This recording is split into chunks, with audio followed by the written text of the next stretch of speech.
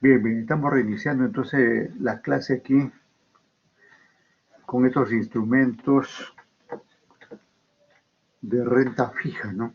Instrumentos de renta fija, como son las letras hipotecarias, letras del tesoro y los bonos, ¿no? Los bonos.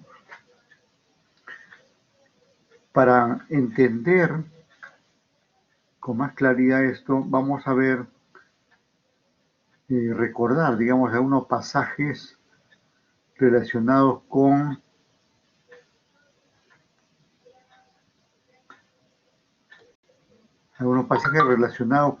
el mercado bursátil, porque en realidad todo este contexto se da en el marco del mercado bursátil, ¿no? Vamos a ver ahí entonces, un régimen coreano, mercado. Aquí tenemos aquí. Iremos haciendo las paradas correspondientes para, en este caso está hablando del mercado colombiano, que en alguna medida está un poquito más desarrollado que el nuestro, ¿no? Entonces, eh, es bueno saber, digamos, cómo se maneja aquí en Colombia. Y distancia. Les habla su tutor Juan Pablo Ramírez Galvis de la asignatura Retorno y Riesgo. En este tutorial veremos los mercados de la Bolsa de Valores. Como bien ustedes lo saben, el representante institucional de este mercado en Colombia es la Bolsa de Valores de Colombia, ubicado en la calle 71 con carrera séptima en la ciudad de Bogotá. Para iniciar con este tema de la semana 2, vamos a repasar qué es un mercado. Entonces, viendo este gráfico, tenemos que un mercado es un sitio que no necesariamente es físico, en donde hay unos oferentes y unos demandantes que hacen transacciones negociando los precios y las cantidades a convenir. Cuando oferentes y demandantes están de acuerdo en los términos pactados, se habla que se encuentra en un punto de equilibrio. Eso quiere decir que oferentes y demandantes están de acuerdo con esos precios y esas cantidades pactados.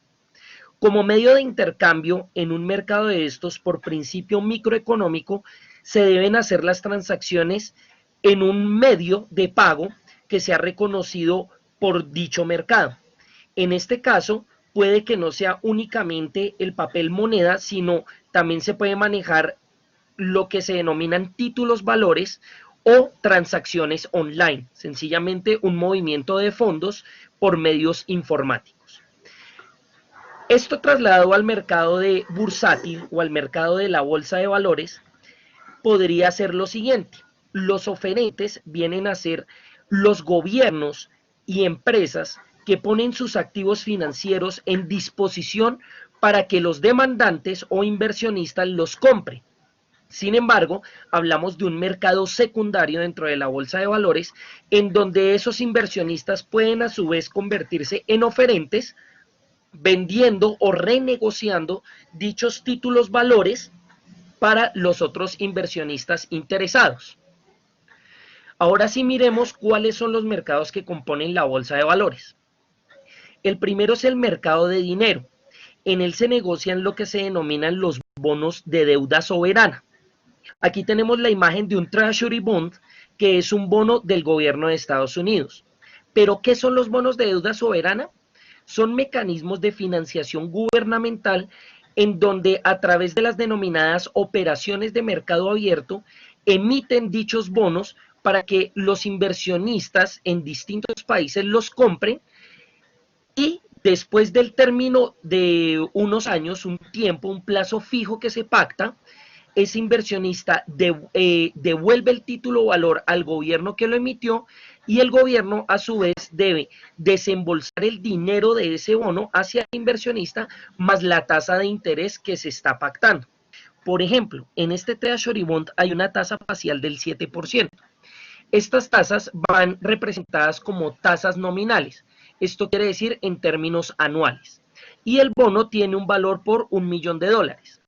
Esto quiere decir que cuando un inversionista compra este Treasury Bond, tiene que pagar $1.000.000 para recibirlo, y cuando termine o al plazo del vencimiento de este título valor, va a recibir ese $1.000.000 más el 7% de intereses en caso de tratarse de un año. Como bien lo dije anteriormente, estos mecanismos sirven para que los gobiernos se financien al igual que como se hace con el recaudo de impuestos. En el caso de Estados Unidos, estos bonos se llaman los Treasury Bonds y en Colombia su homólogo son los TES. Más adelante, en las semanas siguientes, vamos a ahondar en este mercado de dinero y en el funcionamiento de los bonos soberanos. El segundo mercado es el mercado. Repetimos el anterior para que quede bien clarito todo esto de los bonos.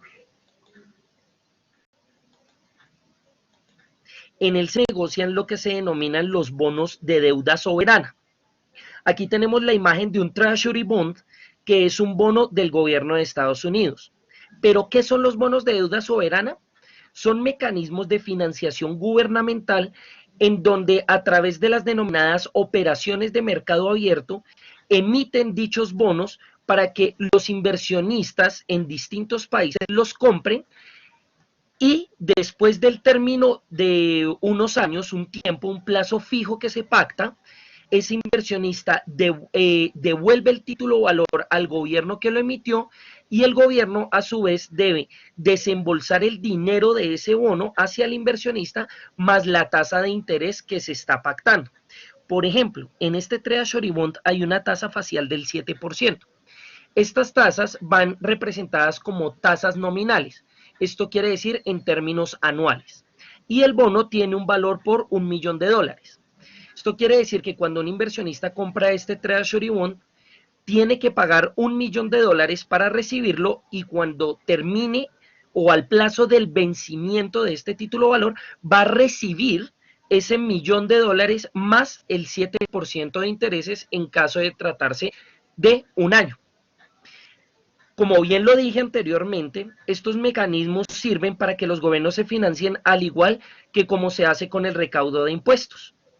En el caso de Estados Unidos, estos bonos se llaman los Treasury Bonds y en Colombia su homólogo son los TES.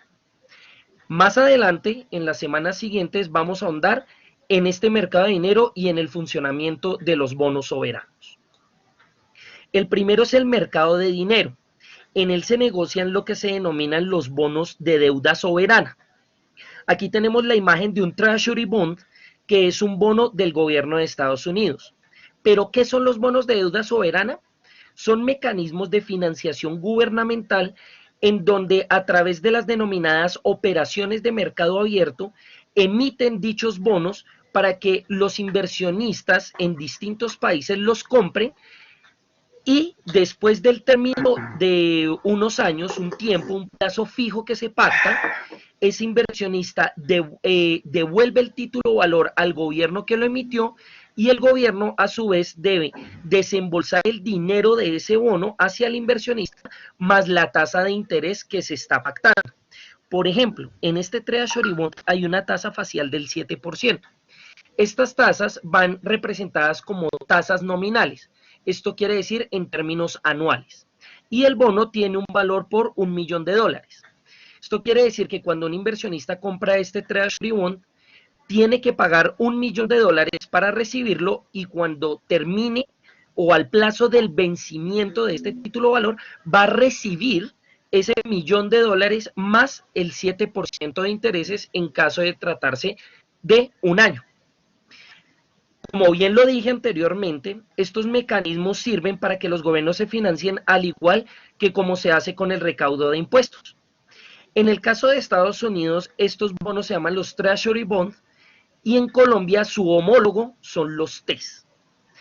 Más adelante, en las semanas siguientes, vamos a ahondar en este mercado de dinero y en el funcionamiento de los bonos soberanos. El segundo mercado es el mercado de capitales, en donde las transacciones se realizan con las acciones de las empresas. Cuando las acciones hacen una apertura hacia la bolsa y al público, venden sus acciones también para financiarse como lo hacen los gobiernos con los bonos. Los inversionistas compran estas acciones haciéndose acreedores a los denominados dividendos. Pero la pregunta es la siguiente: cuando un inversionista compra una acción, ¿qué está comprando realmente en la empresa? Lo que está comprando es una participación en las utilidades de dicha empresa. Eso quiere decir que si las ganancias de esa empresa aumentan, los dividendos que perciben los accionistas también van a aumentar. Caso contrario, si la empresa genera pérdidas en un periodo contable, los accionistas que compraron dichos títulos valores van a disminuir sus dividendos. Como lo mencioné anteriormente, más adelante vamos a ahondar en el funcionamiento de las acciones de las empresas.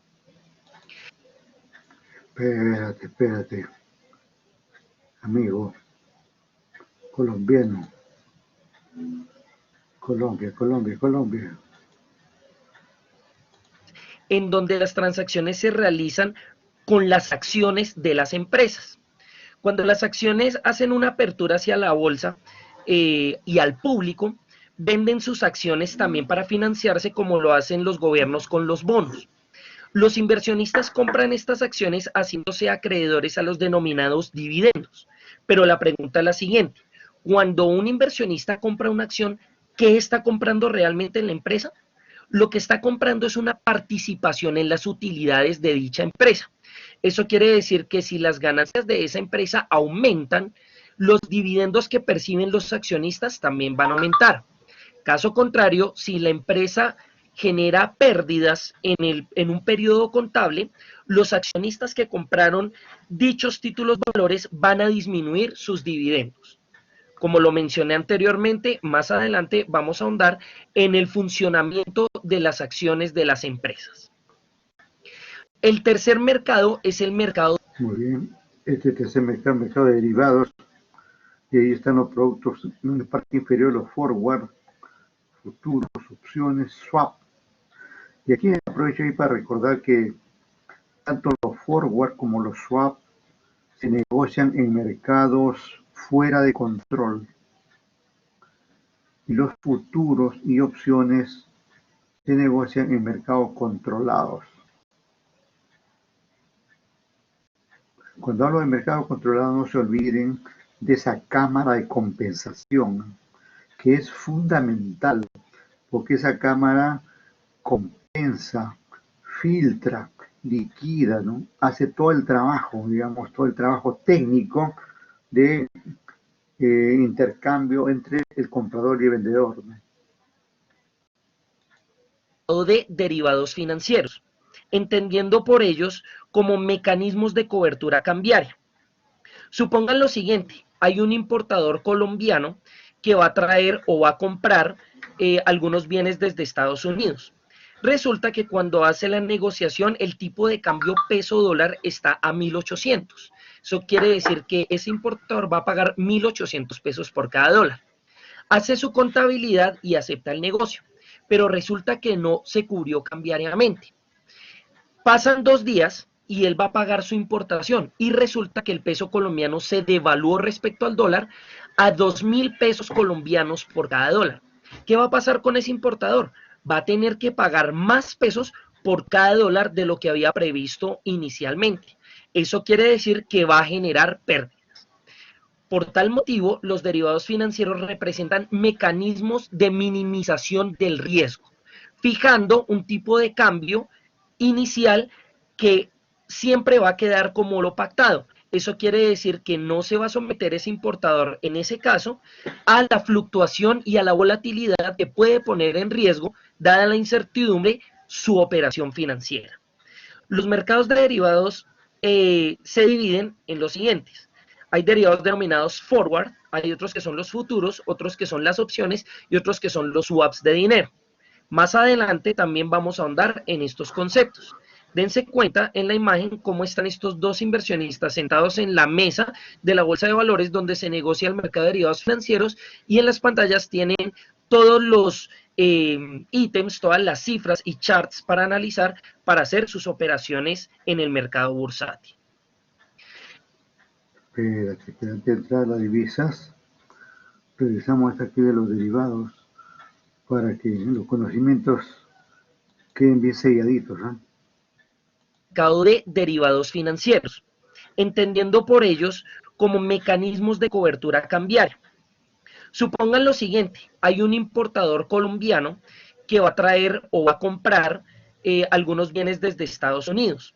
Resulta que cuando hace la negociación el tipo de cambio peso dólar está a 1.800. Eso quiere decir que ese importador va a pagar 1.800 pesos por cada dólar. Hace su contabilidad y acepta el negocio, pero resulta que no se cubrió cambiariamente. Pasan 2 días y él va a pagar su importación y resulta que el peso colombiano se devaluó respecto al dólar a 2.000 pesos colombianos por cada dólar. ¿Qué va a pasar con ese importador? Va a tener que pagar más pesos por cada dólar de lo que había previsto inicialmente. Eso quiere decir que va a generar pérdidas. Por tal motivo, los derivados financieros representan mecanismos de minimización del riesgo, fijando un tipo de cambio inicial que siempre va a quedar como lo pactado. Eso quiere decir que no se va a someter ese importador, en ese caso, a la fluctuación y a la volatilidad que puede poner en riesgo, dada la incertidumbre, su operación financiera. Los mercados de derivados se dividen en los siguientes. Hay derivados denominados forward, hay otros que son los futuros, otros que son las opciones y otros que son los swaps de dinero. Más adelante también vamos a ahondar en estos conceptos. Dense. Hablando de más adelante, podemos aclarar aquí que acá el amigo dice que esas divisas que se van a contratar para evitar las fluctuaciones se llevan a cabo dentro del mercado de valores de Colombia, ¿cierto? Entonces, si se llevan a cabo dentro del mercado de valores de Colombia, no es un forward ni tampoco es un swap, porque los forward y swap se negocian en el mercado fuera de control y este es un mercado controlado. Por lo tanto, estamos hablando de un futuro, de un contrato de divisas a futuro. Contrato de divisas a futuro. Cuenta en la imagen cómo están estos dos inversionistas sentados en la mesa de la bolsa de valores donde se negocia el mercado de derivados financieros. Miren, ahí está aclarando, dice que estos están dentro de la bolsa, no dice que están dentro de un banco, porque cuando hablamos de que se negocia fuera de control, estamos hablando de cuando se trata de divisas fuera de control, estamos hablando de bancos, de los bancos, ¿no? Que aún siendo entidades formales, sin embargo, las transacciones no pasan por una cámara de compensación. En cambio, aquí, lo que se negocia en la bolsa sí pasa por la cámara de compensación. Y por eso que dice que estos dos están llevando a cabo esas operaciones y que las cotizaciones están ahí con esos numeritos que vemos por ahí, ¿no? Tener en cuenta ese detalle. Otros que son las opciones y otros que son los swaps de dinero. Más adelante también vamos a ahondar en estos conceptos. Dense cuenta en la imagen cómo están estos dos inversionistas sentados en la mesa de la bolsa de valores donde se negocia el mercado de derivados financieros y en las pantallas tienen todos los ítems, todas las cifras y charts para analizar, para hacer sus operaciones en el mercado bursátil. El cuarto mercado que tenemos en la bolsa de valores es el mercado de divisas, entendiéndolo como la compraventa de divisas. ¿Pero qué es una divisa? Una divisa es una moneda reconocida internacionalmente. Esto quiere decir que el peso colombiano, por ejemplo, no es una divisa porque es una moneda que funciona únicamente en el territorio nacional. De esta manera tenemos otras monedas que sí funcionan como divisas y que se pueden movilizar a lo largo y ancho de todo el planeta. Algunos ejemplos de ellas son el dólar estadounidense, el euro, el baht tailandés, el yen japonés, el yuan chino, la libra esterlina, dólar canadiense, dólar australiano, peso mexicano, entre otras. La idea es que más adelante vamos a ahondar en determinar cuáles son todas estas canastas de divisas que son reconocidas internacionalmente. Finalmente, vemos entonces la constitución de lo que se denomina un portafolio de inversión. Los portafolios de inversión van a incluir entonces ítems de todos los 4 mercados bursátiles que acabamos de ver: bonos, acciones, derivados y divisas. La idea, como lo hemos visto en esta asignatura de retorno y riesgo, es que a mayor riesgo, mayor rendimiento, a menor riesgo, menor rendimiento. Este portafolio de inversión se arma de la siguiente manera. Los bonos son los que representan menor riesgo y a la vez menor rendimiento. ¿Por qué menor riesgo? Porque es más factible que, por ejemplo, se quiebre una empresa a que se quiebre un país que me vende un bono. Entonces, es de bajo riesgo, pero su rendimiento obviamente es inferior.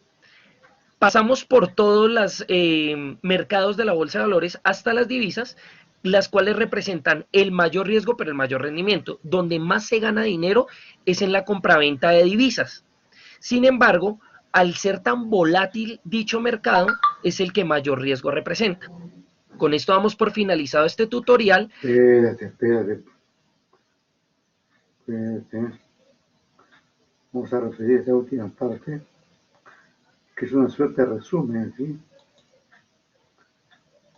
Es la constitución de lo que se denomina un portafolio de inversión. Los portafolios de inversión van a incluir entonces ítems de todos los 4 mercados bursátiles que acabamos de ver: bonos, acciones, derivados y divisas. La idea, como lo hemos visto en esta asignatura de retorno y riesgo, es que a mayor riesgo, mayor rendimiento, a menor riesgo, menor rendimiento. Este portafolio de inversión se arma de la siguiente manera. Los bonos son los que representan menor riesgo y a la vez menor rendimiento. ¿Por qué menor riesgo? Porque es más factible que, por ejemplo, se quiebre una empresa a que se quiebre un país que me vende un bono. Entonces, es de bajo riesgo, pero su rendimiento obviamente es inferior.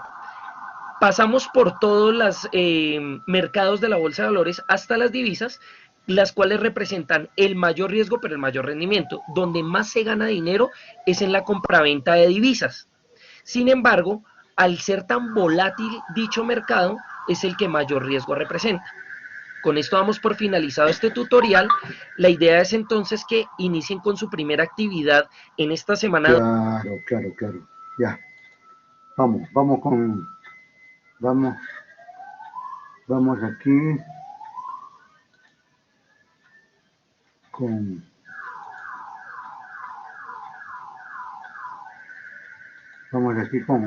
con un taller, ¿eh?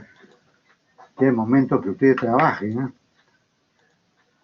Que despierten, pase la voz, que despierte de delegada, taller, ¿no? Taller semana 13.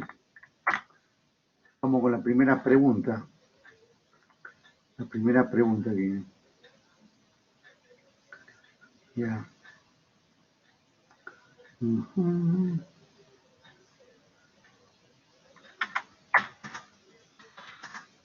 ¿Qué mercado? ¿Qué mercados se tienen?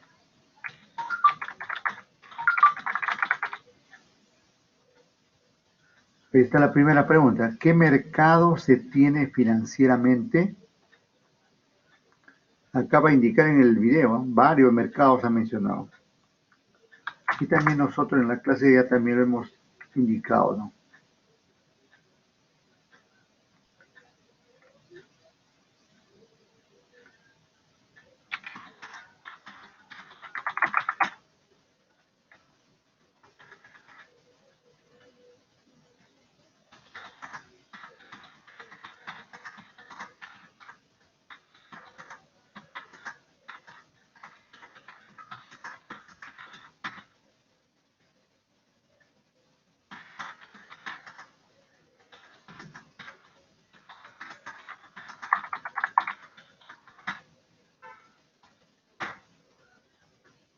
¿Qué beneficios obtiene si invertimos en bonos tanto del Tesoro como corporativos?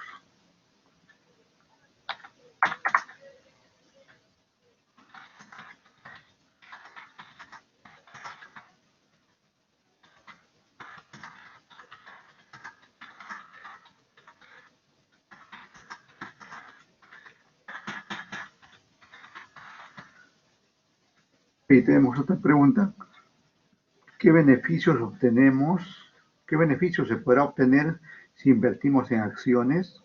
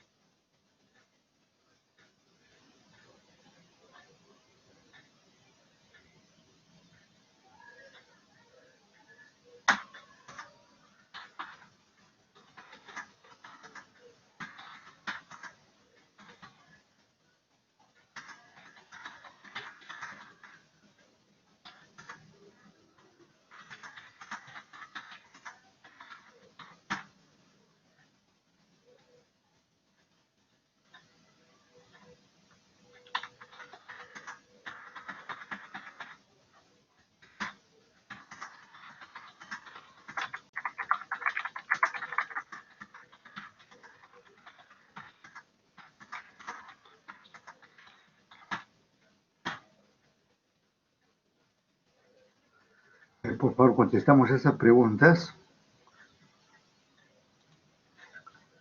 Ahí tenemos son, digamos, 15 minutos. 15 minutos para contestar esas preguntas que están facilitas, ¿eh? Para respuestas así prontas, rápidas nomás.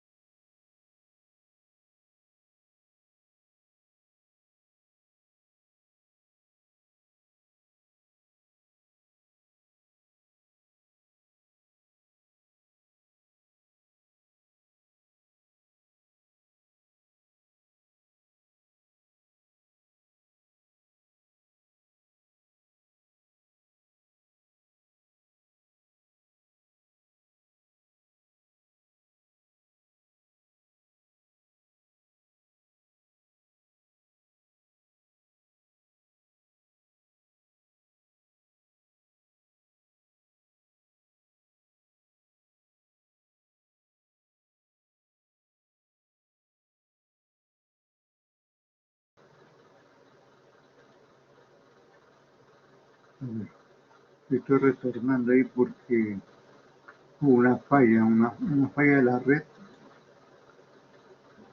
Y estoy retornando y estoy naciendo de nuevo. Vamos a ver, entonces damos por terminado el evento anterior con esta salida de la red. Tuviera un poquito más de tiempo para terminar, ¿no? Vamos a ver. Continuamos, ¿no? Continuamos con las clases.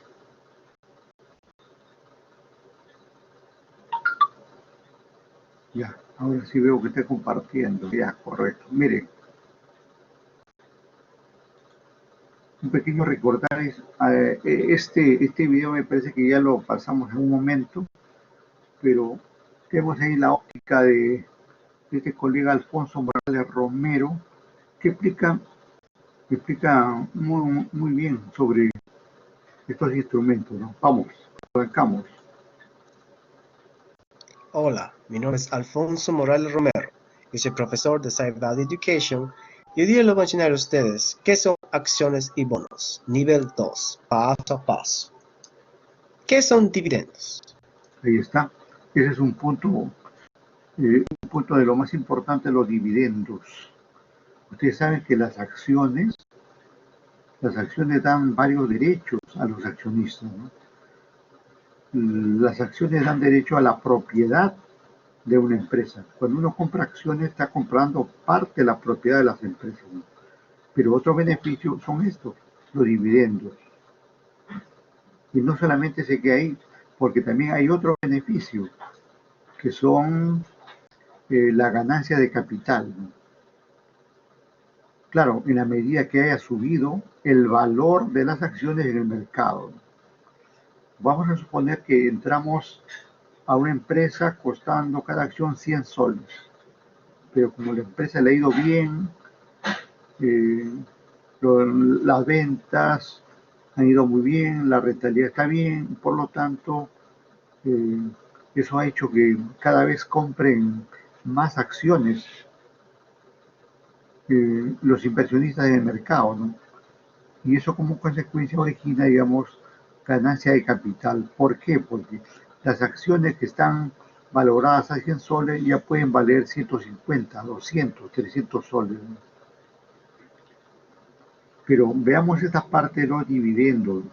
Un, un elemento de lo más importante cuando uno trabaja con acciones son los dividendos.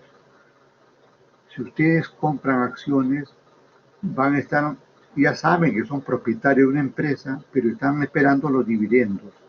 Los dividendos son una suerte de interés que van a recibir los accionistas, una suerte de beneficio por haber invertido y por haber ganado en un ejercicio económico. No hay peor, digamos, situación que el accionista no perciba dividendos. Si el accionista no ve los dividendos en un periodo, lo que, lo que, lo que va a estimar es irse de esa empresa y a invertir en otro lugar. Por eso digo que es de lo más importante los dividendos. Recibirlos está muy bien, bienvenidos sean. Y si no se reciben, hay que ver si es conveniente continuar esa empresa y esperar de repente un periodo, como hemos visto anteriormente, que esos beneficios no se dan, digamos, de un año a otro, sino que pueden darse en 3, 4, 5, 10 o más años.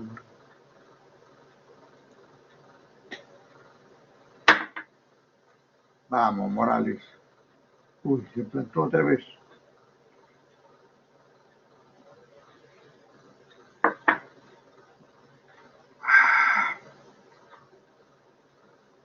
Un ratito ahí, si me escuchan. A ver, si me escuchan un ratito. Hay una falla aquí en el sistema. Está fallando. La plataforma está fallando. Voy a dejar interrumpir. Interrumpo, a ver si regreso nuevamente. Está fallando la plataforma a esta hora de la noche. No sé qué le pasa. No quiere trabajar. No quiere trabajar.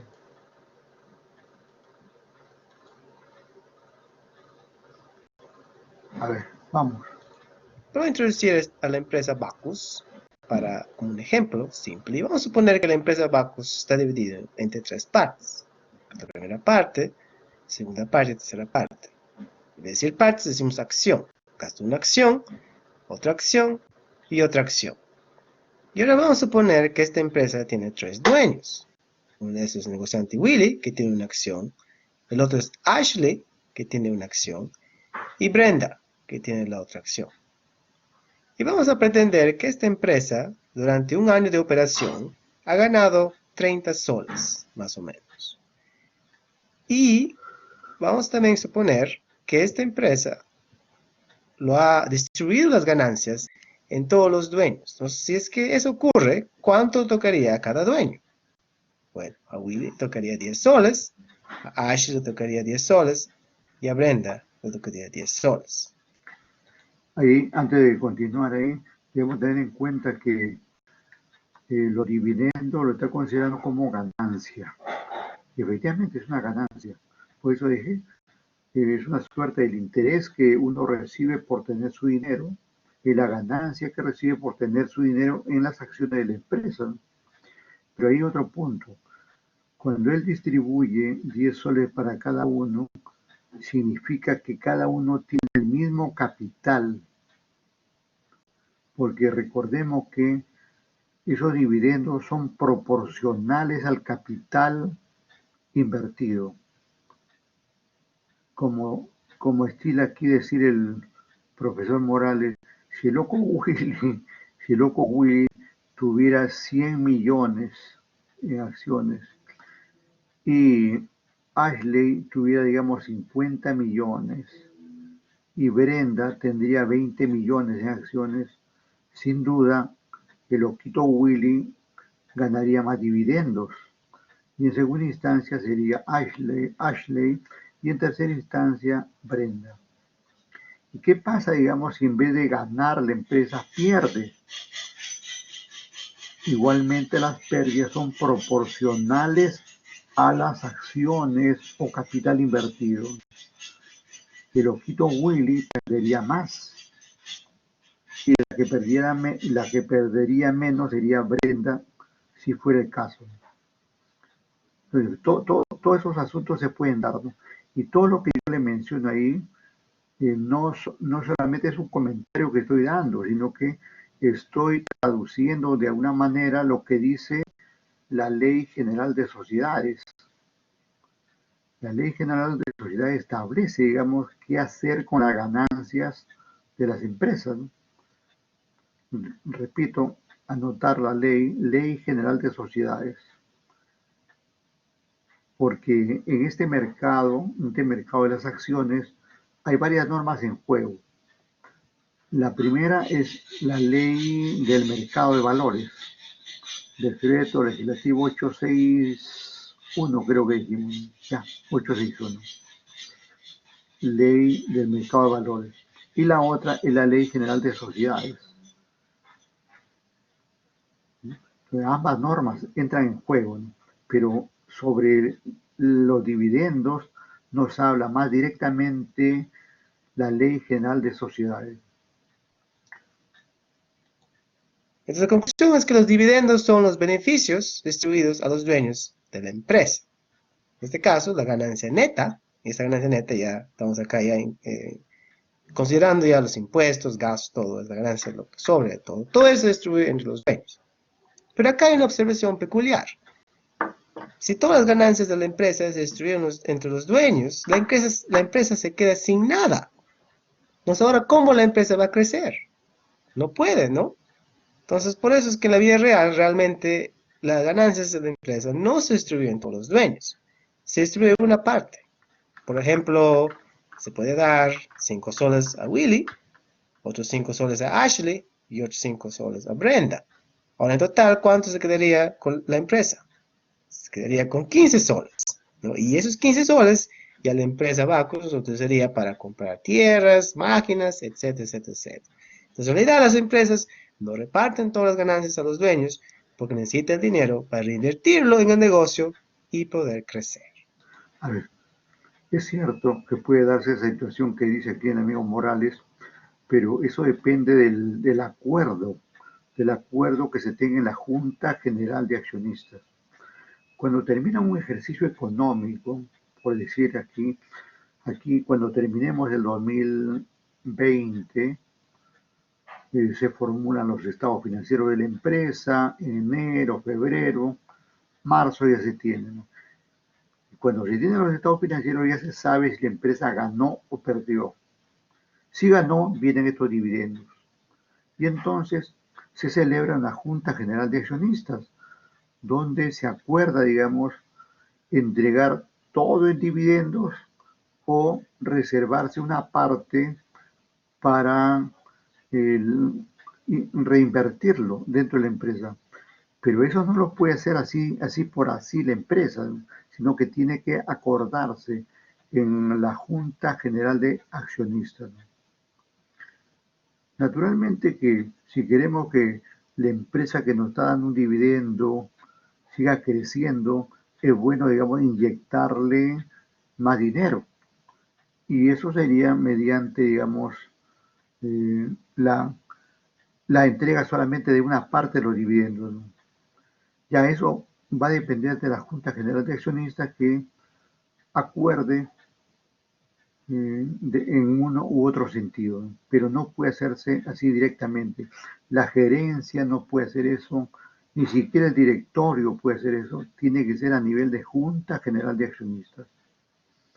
Eh, Mayoritariamente en las juntas generales de accionistas gana la posición de que se cobren todos los dividendos, ¿no? ¿Por qué? Porque los accionistas pues quieren ver su dinero, quieren ver su ganancia, ¿no? Es como si uno pone su dinero en una cuenta a plazos y al final del periodo quiere ver ese 7-8% que le han ofrecido, ¿no? Igual acá, el accionista quiere ver el beneficio que ha logrado con poner su dinero en una empresa, ¿no? Ahora, ¿qué es rentabilidad? Y para eso voy acá a incluir un ejemplo de la empresa Southern Copper. Y vamos a suponer que la empresa vale 200 soles. Y vamos a suponer que la ganancia neta de la empresa durante un año es 50 soles. Ya. La rentabilidad en porcentaje es dividido así. Es la ganancia neta dividido entre el valor total de la empresa por 100. Entonces, ¿cuál sería la rentabilidad en porcentaje de esta empresa con la ganancia que tiene 50 soles? Sería la ganancia neta, que es 50 soles, dividido entre el valor total de la empresa, que es 200 soles, por 100 sale 25%. Entonces la rentabilidad de esta empresa es 25%. Ahora, ¿qué es interés? Ahí en la rentabilidad, los dividendos que se ha visto anteriormente son producto de la rentabilidad. Si hay rentabilidad, se entrega dividendos. Si no hay rentabilidad, en realidad hay pérdida. Y si hay pérdida, no hay entrega de dividendos, ¿no? Están amarrados los temas. Ahora, otro término de rentabilidad es cuando uno obtiene pues una tasa de interés, ¿no? Esto se evidencia, digamos, en los bonos, ¿no? Si nosotros compramos bonos, lo que nos van a pagar, ¿no? Van a ser los intereses. Y esos intereses en realidad son sinónimos de rentabilidad, ¿no? La rentabilidad se da en todos los productos financieros, ¿no? Es como si en las divisas también, ¿no? Si nosotros compramos eh, se me ocurre 10.000 soles en dólares. O sea, compramos dólares por 10.000 soles, ¿correcto? Y luego lo vendemos y vamos a obtener, suponiendo que sube el tipo de cambio, lo vendemos y obtenemos ahí un margen de beneficio. Ese beneficio es la rentabilidad. Todo lo que signifique ganar es sinónimo de rentabilidad. Si un inversionista o una persona, una empresa tiene, por ejemplo, viviendas, ¿no? Y lo alquila, ese alquiler que cobra no es otra cosa que la renta o rentabilidad o beneficio que percibe. La rentabilidad es contrario a la pérdida, ¿no? Y hay que tener en cuenta que en el campo, digamos, de los negocios se puede ganar o se puede perder, ¿no? No necesariamente se va a ganar todo el tiempo, ni tampoco, digamos, se va a perder todo el tiempo, ¿no? Va a depender, digamos, cómo se gestione la empresa, cómo se maneje la empresa. Una empresa gana o pierde de acuerdo con la gestión que tenga, ¿no? Si una empresa, digamos, tiene altas ventas y la gerencia logra reducir los costos y logra reducir los gastos, por lo tanto va a tener mayor rentabilidad, ¿no? Y esa rentabilidad va a ser la ganancia para los propietarios de las empresas, ¿no? Que son los accionistas para estos casos que estamos viendo, ¿no? Entonces, la rentabilidad de empresa es 25%. Ahora, ¿qué es interés? Y para ilustrar la definición de interés, voy a introducir acá a mi amiga secretaria Katy. Y si se recuerdan, ella tiene el bono de Willy, ¿no? Y el bono de Willy está caracterizado porque ella ha prestado un capital de 5.000 soles a Willy, ¿no? Y tiene el interés que han coordinado los dos, que iba a ser 5%, y el tiempo es menos de un año. Ahora la pregunta es, ¿cuánto va a ganar Katy después de un año que Willy le entregó el bono? ¿Y cómo determinamos eso? Con esta fórmula K.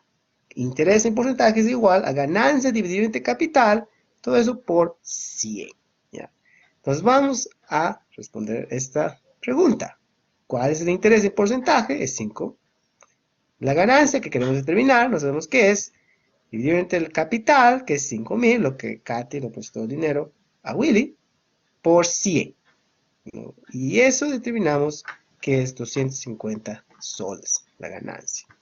La conclusión es que al final de un año, Katy va a recibir su capital de 5.000 soles más un interés de 250 soles. Entonces, Eso es bien importante tener en cuenta, miren, esto se aplica en los bonos, pues, ¿no? O sea que esta persona ha invertido 5.000 soles comprando un bono. Y al final del periodo, que puede ser un año o más, ya depende del contrato, le devuelve sus 5.000, que es su capital invertido, ¿no? Más el interés ganado, en este caso 250. Eh, si, si esta persona compra más y más bonos, va a obtener más y más ganancias en ese contexto, ¿no? Y esa ganancia no es otra cosa que el interés que está percibiendo. ¿Y por qué percibe un interés? Porque en realidad al comprar un bono estamos prestándole dinero al Estado, si fuera bono del Tesoro, le estamos prestando dinero a una empresa, si fuera bono corporativo, ¿no? La naturaleza de los bonos es la misma, ¿no? Siempre, al fin, en el transcurso del tiempo nos van a dar nuestro interés y también nos van a devolver nuestra inversión. Nuestra inversión no se queda ahí, ¿no? Y sucede lo mismo sucede muy similar a lo que pasa con un banco. Cuando uno va a un banco y solicita un préstamo, ¿qué pasa? Nos dan el dinero, por decir, nos dan 100.000 y nosotros tenemos que pagar los intereses, suponiendo que en el tiempo vamos a pagar 30.000 de intereses. O sea, el banco finalmente, ya sea en cuotas, ya sea en una cuota, en 10 cuotas, en 20 cuotas, al final le vamos a devolver los 100.000 que nos prestó y más los intereses correspondientes de acuerdo con la tasa, de acuerdo con el periodo, de acuerdo con los gastos administrativos y otros conceptos que se originan en el banco. Lo mismo sucede en este caso. Cuando uno compra bonos, entonces está invirtiendo, porque en realidad está prestando su dinero al Estado o a una empresa para que ese Estado o esa empresa se financien. Pero en el tiempo nos tienen que pagar los intereses correspondientes y luego también devolvernos nuestro capital o principal. en total, ella va a tener 5.250 soles. Pues ahora quiero que ustedes tomen este quiz. Por favor, paso este video y tomen este quiz.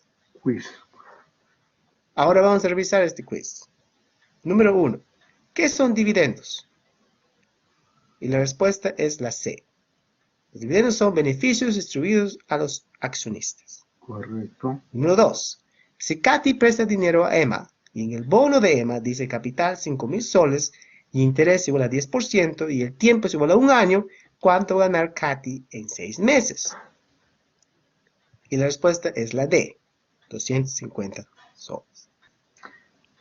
Número 3. Si el negociante... Hay que ver ahí los elementos que entran en el cálculo. Mire, entra, digamos, el capital, entra la tasa de interés y entra el tiempo, ¿no? Son elementos que debemos tener en cuenta para aplicar una fórmula, ¿no? Capital, interés, tiempo. Y esta es la misma fórmula que se da cuando calculamos, por ejemplo, el interés simple o el interés compuesto de una operación. Es similar cuando se trata de un bono o de cualquier otro instrumento financiero. Siempre va a haber un capital y siempre va a haber una tasa de interés, ¿no? Y siempre va a haber un plazo. Por ejemplo, aquí ella gana 250 porque es a 6 meses. De hecho, si fuera un año, ganaría 500, ¿no? El doble, ¿no? Y si fuera 2 años, ganaría 1000, y así sucesivamente. Willy tiene una empresa que está valorizada a 10,000 soles y en un año la empresa gana 2,500 soles, considerando los gastos y impuestos. ¿Cuál sería la rentabilidad? Y la respuesta es la D, 25%. ¿Cualquier otra pregunta que tengan? Ahí hay que considerar lo siguiente aquí, en esa última pregunta, cuando dice que gana, ¿no? Que una empresa está valorizada en 10.000 y en un año la empresa gana 2.500. Esa ganancia, ¿cómo aparece? ¿Cómo aparece esa ganancia? Esa ganancia aparece, lo voy a graficar aquí, interrumpo acá, vamos a hacer recordarle a ustedes acá, otra vez, ¿se colgó? No, pues ya, está lenta la red, ¿no? Vamos a la pizarrita, vamos a la pizarra. Todo esto, esta ganancia que se menciona, aparece de este cuadro, que le vamos a llamar estado de resultados. Aquí nace toda esa rentabilidad que mencionan. Y entonces aquí entramos a la parte interna aquí y tenemos, por ejemplo, ventas. Nace todo con las ventas.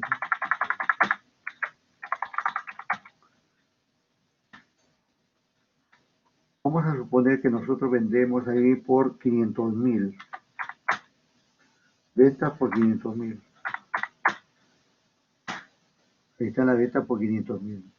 A estas ventas, en este estado de resultados, se le resta el costo de ventas. Costo de ventas. Se le resta, hay que tener en cuenta eso. Para que yo venda 500.000, ¿cuánto me costó eso que vendí? ¿Cuánto me costó esas ventas? Vamos a suponer que me ha costado 300.000. Y entonces ahí, si yo vendo 500.000 y esos 500.000 me costó 300.000, ¿cuál es la utilidad? ¿Cuál es la utilidad? Aquí esto se llama utilidad bruta. Esta utilidad bruta en este caso va a ser la diferencia, ¿no? 200.000.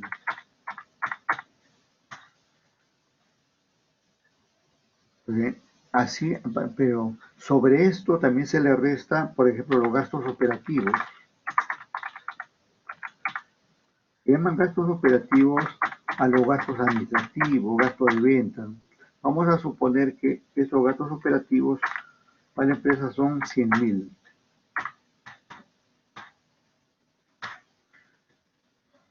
Y entonces ahí tengo la utilidad operativa. Y esta utilidad operativa no es otra cosa que la diferencia de 200 menos 100, ¿no? En este caso tenemos ¿cuánto? 100.000.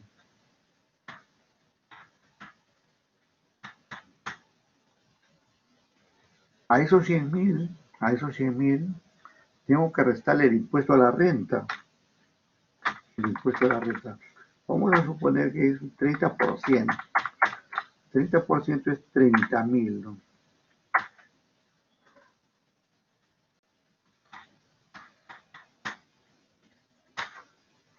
Esto resta y luego aparece la utilidad neta.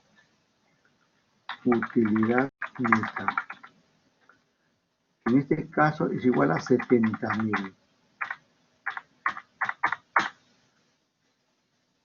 Entonces, estos 70.000 es la utilidad que hemos obtenido. Estos 70.000 es la utilidad que hemos obtenido. Si yo quiero saber la rentabilidad sobre ventas, aquí vamos a poner rentabilidad sobre ventas, ¿no? ¿Qué tengo que hacer? Dividir utilidad neta entre ventas. Esa es la fórmula. ¿Y cuánto tenemos aquí? Rentabilidad sobre ventas igual. Entonces ahí recurrimos pues a hacer el cálculo ahí, dividimos en este caso, reemplazamos datos, 70.000 entre 500.000.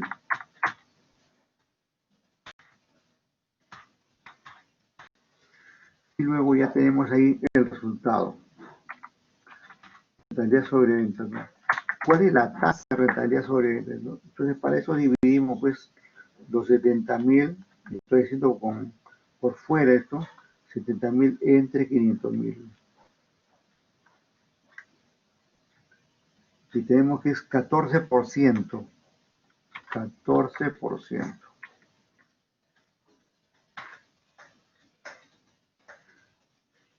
Entonces, cuando se habla, digamos, de esos términos de obtener una utilidad, esa utilidad no aparece sola, ¿no?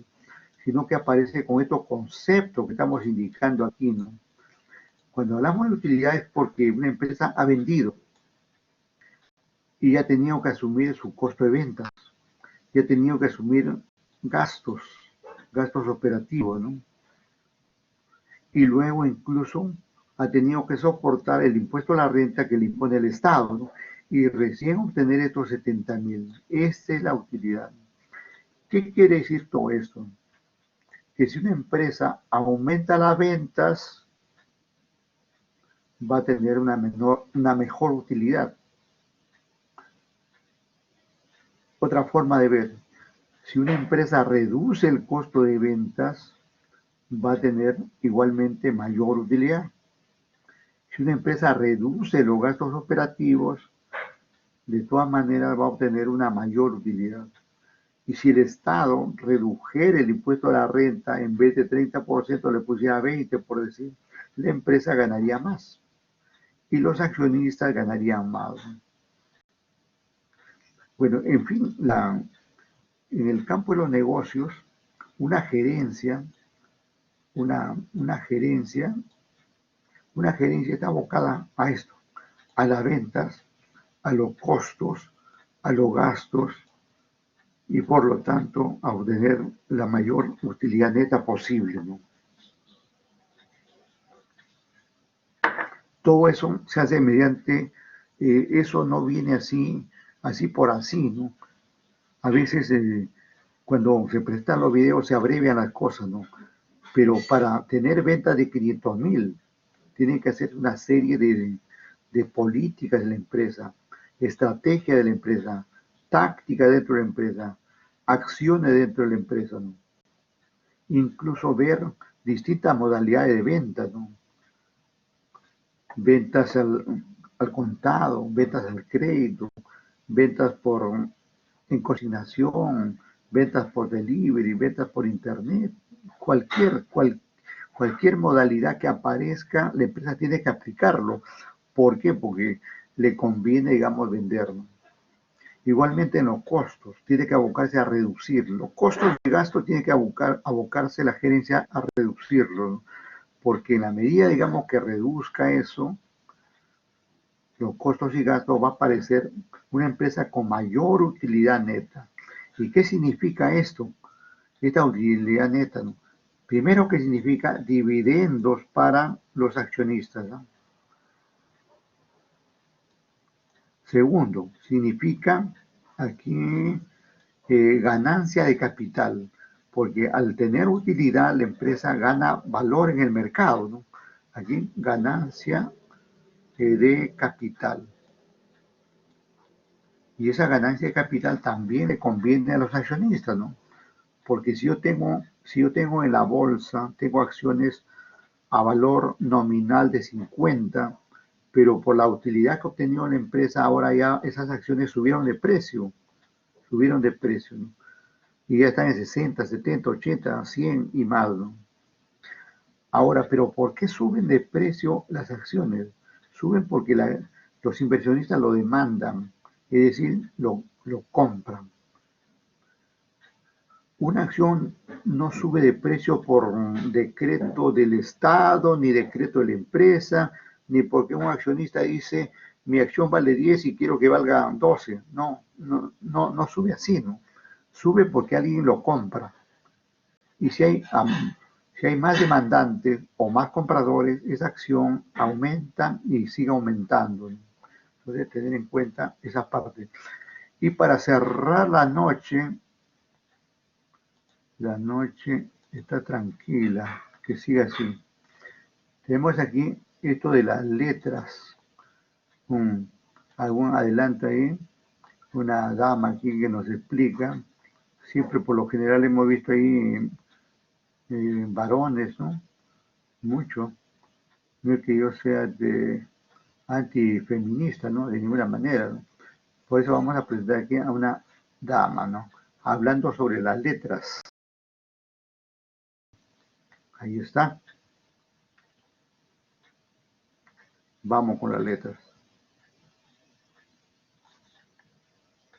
Del Tesoro. Las letras del Tesoro son un activo financiero de renta fija emitido por el Estado con el que se puede rentabilizar el dinero a un tipo de interés fijo y a un plazo determinado. Pero, ¿es una inversión interesante? ¿Cómo funciona? ¿Qué riesgos tiene? Si te estás haciendo todas estas preguntas es porque estás buscando dónde invertir. Por eso, en este vídeo quiero explicarte qué... Ojo con esa pregunta. Uno siempre que va a invertir tiene que hacerse esa pregunta y encontrar respuesta a esa pregunta, ¿no? Porque si no encuentra, si uno invierte y no encontró respuesta a esa pregunta, está, digamos, arando en el desierto, ¿no? Uno tiene que tener respuestas a esas preguntas y por eso, digamos, que se anima a invertir, ¿no? No hay que invertir a ciegas, no hay que invertir porque otros invirtieron y ganaron, ¿no? En este caso, uno mismo tiene que tener las respuestas a esas preguntas que se hace aquí la señorita. El dinero a un tipo de interés fijo y a un plazo determinado. Pero, ¿es una inversión interesante? ¿Cómo funciona? ¿Qué riesgos tiene? Si te estás haciendo todas estas preguntas es porque estás buscando dónde invertir. Por eso, en este vídeo quiero explicarte qué son las letras del Tesoro exactamente, cuáles son sus características, cómo puedes saber si este activo encaja o no en tu perfil de inversor y de qué formas puedes invertir en letras del Tesoro. Como ves, un vídeo del que puedes aprender mucho, así que te animo a que te quedes conmigo hasta el final del vídeo. Pero antes de comenzar, y por si todavía no lo has hecho, te animo a que te suscribas al canal y, muy importante, actives las notificaciones para recibir todos los vídeos que subo semanalmente sobre educación financiera y oportunidades de inversión. Bueno, pues ahora sí, vamos allá con este vídeo dedicado a las letras del Tesoro. ¡Comenzamos! Vamos a comenzar viendo qué son las letras del Tesoro. Las letras del Tesoro son títulos de deuda pública emitidos por el Estado y al descuento con un vencimiento no superior a los 2 años. Para que nos entendamos, al comprar letras del Tesoro, el Estado adquiere una deuda con el inversor y con todos los demás inversores a corto plazo y, al finalizar el periodo establecido, se compromete a devolver el capital inicial más unos intereses. Pero, ¿por qué el Estado necesita emitir títulos de deuda? Pues bien, los países acostumbran a gastar más dinero del que recaudan. Por eso, para cubrir esos números rojos, necesitan encontrar formas de financiar su actividad. Y ese es justamente el objetivo de las letras del Tesoro, financiar el déficit público a través de la emisión de deuda, consiguiendo así inversores también. Vamos a ver ahora las diferencias entre las letras del Tesoro, los bonos y las obligaciones del Estado. Estos tres instrumentos financieros son tres activos que emite un Estado para financiarse. Sin embargo, te puedes estar preguntando, ¿y cuál es la diferencia entre ellos? Pues bien, en primer lugar está el vencimiento. Las letras tienen un vencimiento a corto plazo. En cambio, los bonos del Estado tienen una duración de entre 3 y 5 años, es decir, a medio plazo, y las obligaciones a más de 10 años, es decir, a largo plazo. También les diferencia los cupones o cobro de intereses periódicos. Los tenedores de letras del Tesoro no cobran por cupones, sino que cobran interés al finalizar el vencimiento.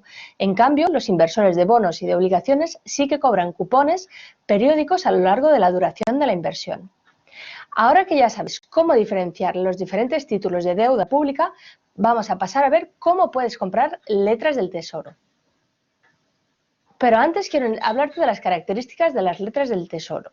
Voy a enumerarlas primero para que sepas de qué vamos a hablar. Las letras del Tesoro tienen un vencimiento a corto plazo, se emiten a descuento, se cobran los intereses al finalizar el préstamo, tienen una rentabilidad por lo general bastante baja y el riesgo de la inversión es moderado.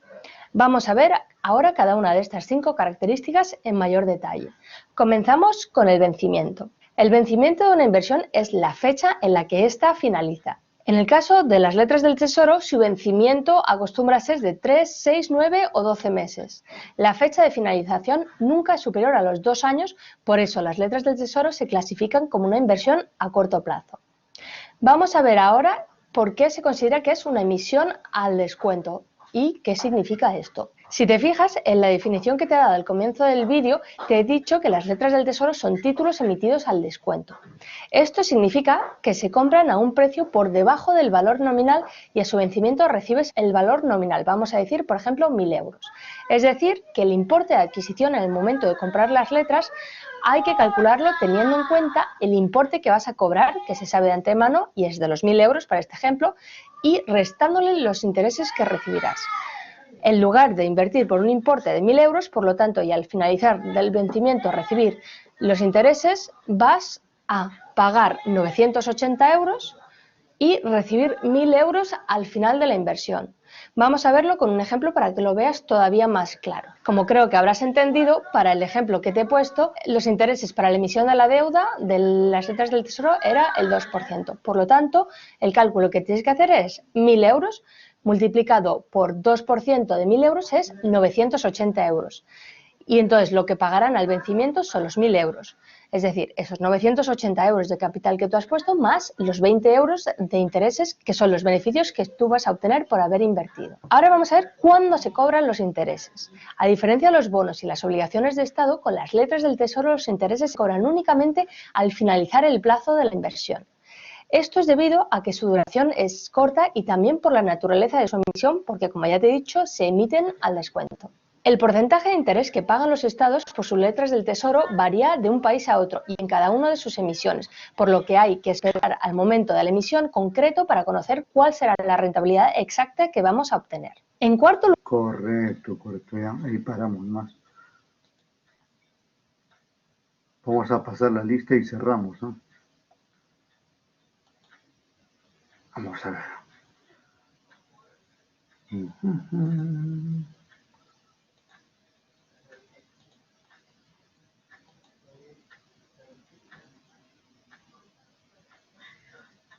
¿Qué pasa tan lindo esto? No quiere compartir. No responde.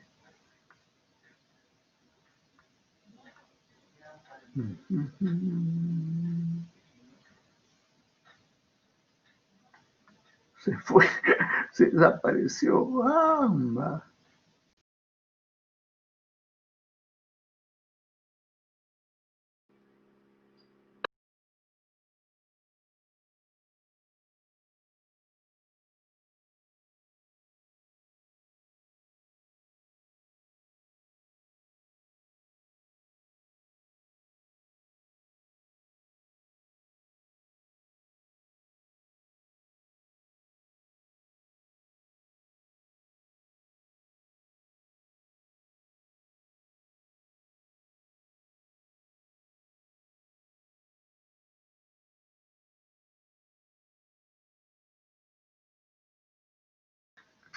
Decía que está fallando la red. Me acaba de sacar otra vez. Vamos ahí. Esta vez esperamos tener suerte. A ver. Ya. Efectivamente ya. Estamos por ahí.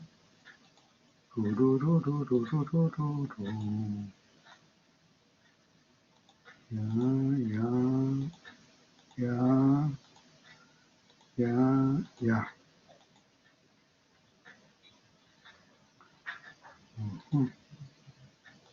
Vamos a ver ahí.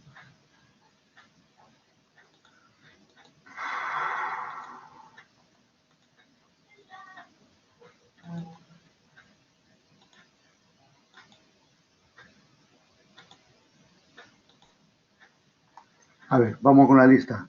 Aguirre no está. Alan ya. Profesor Aguirre. Aguirre, gracias. Alan ya. Ya puede ir a dormir ya. Alcántara. Alcántara. Apasa. Vaca. Presente, profesor. Gracias. Profe, Alcántara presente.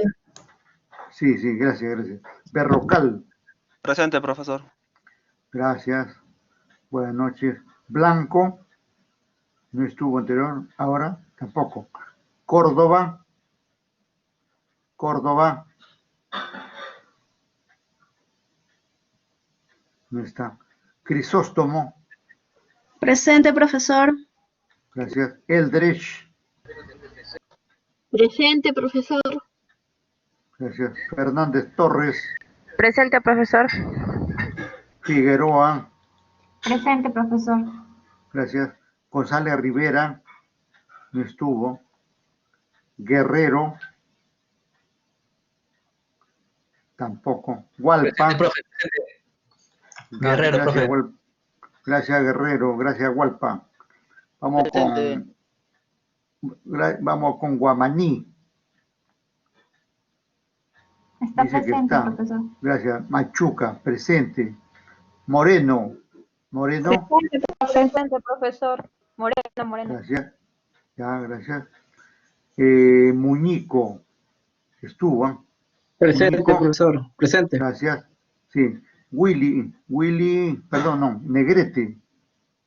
Negrete. ¿Está? Presente, sí, está presente, profesor. Gracias.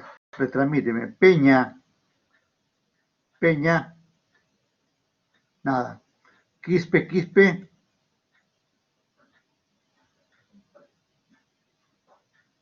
No está. Quispe Torres. Presente, profesor. Muchas gracias. Ramírez Vélez. Presente, profe. Muy amable, gracias. Tantalián. Presente, Ramírez. Ramírez. Ya, claro. Correcto. Tantalián. Tantalián presente. Gracias. Profe. Gracias, muy amable. Vía Crisis. Presente, profesor. A ver, repasamos por ahí. Blanco. Córdoba. González Rivera. Peña Espinosa. Quispe. Nada. Bien, terminamos ahí. Muchas gracias por todo. Nos estamos viendo y escuchando por las redes. Gracias, buenas noches. Nos quedamos ahí. Gracias.